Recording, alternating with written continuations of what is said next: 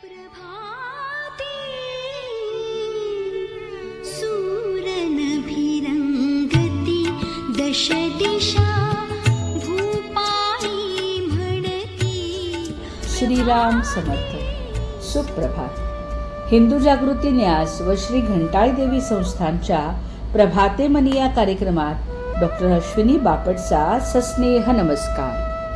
श्री ब्रह्मचैतन्य महाराज गोंदवलेकर प्रवचन. 11 जून. सुखदुःख मनावर अवलंबून आहे. जिथे रोग असेल तिथेच औषध लावले तर उपयोग होईल.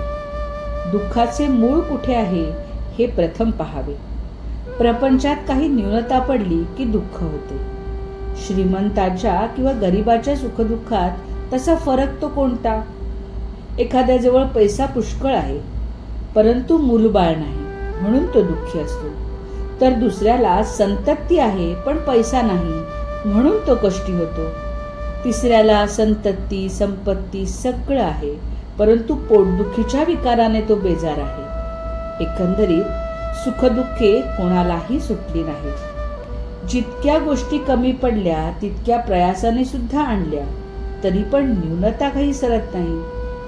दुःखावर आपण वरवर उपाय करतो परंतु आपल्या दुःखाच्या मुळाशी आपले मनच आहे हे नाही आपल्या लक्षात येत. खरोखर सुखदुःख हे वस्तूत नसून आपल्या मनस्थितीवरच अवलंबून आहे. वस्तू चोरीला गेली त्यावेळी झोपेत आनंदात होता, पण जागे झाल्यावर वस्तू गेल्याचे समजल्यावर दुःखी झाला. म्हणजे दुःखी होते ते मन. तेव्हा औषध द्यायला ते मनाला द्या.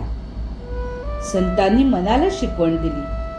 आजवर आम्ही विषयासुख सख्या मुलाप्रमाणे भोगले आणि परमार्थ सावत्र मुलासारखा केला. सावत्र आईप्रमाणे आम्ही मनाला शिकविले.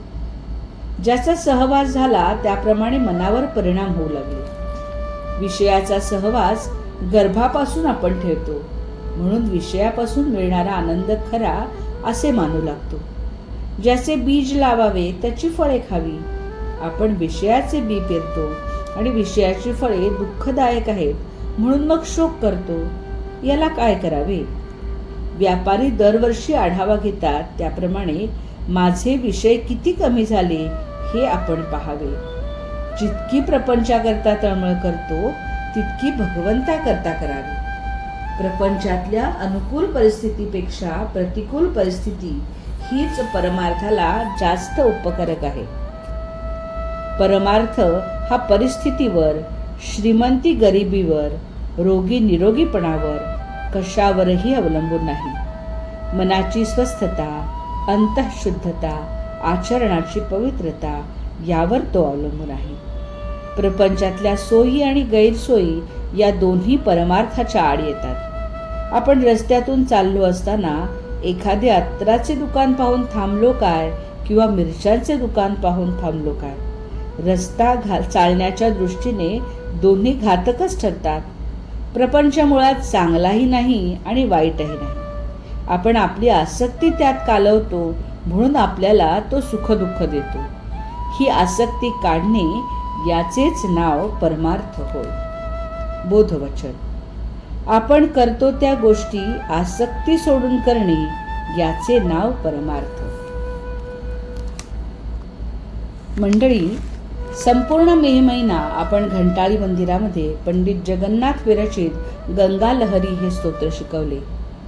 सध्या गंगा दशहरा चालू आहे. घंटाळी मंदिरामध्ये गंगा लहरी स्तोत्राचे पठण होते. तसेच या गंगा दशहरा निमित्त विविध कार्यक्रमांचे आयोजन केले आहे. आपणही आवर्जून या सगळ्या कार्यक्रमांना उपस्थित राहावे. मंडळी, रामरायाचे आणि श्री घंटाळी देवीचे आशीर्वाद आपल्या कुटुंबावर अक्षय राहोत. जानकी जीवन स्मरण. जय जय श्रीराम.